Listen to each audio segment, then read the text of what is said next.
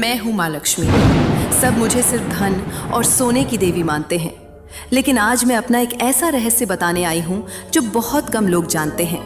क्या तुम जानते हो, मैं केवल सोना या रुपया नहीं देती। मैं वहाँ बसती हूँ जहाँ धर्म, सत्य और स्त्री का सम्मान होता है। जिस घर में स्त्री का अपमान होता है, वहाँ से मैं तुरंत चली जाती हूँ। मुझे श्री कहा जाता है। श्री का अर्थ केवल ऐश्वर्य नहीं, बल्कि शुद्धता, मंगल और सद्भाव भी है। यही कारण है कि जिसके घर में सत्य और संतोष का दीपक जलता है, वही घर मेरे लिए वैकुंठ के समान होता है। और अब सबसे बड़ा रहस्य सुनो।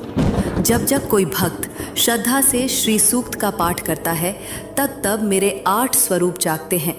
धन लक्ष्मी, धान्य लक्ष्मी, गज लक्ष्मी, संतान लक्ष्मी, वीर लक्ष्मी, विजय लक्ष्मी, विद्या लक्ष्मी और धैर्य लक्ष्मी।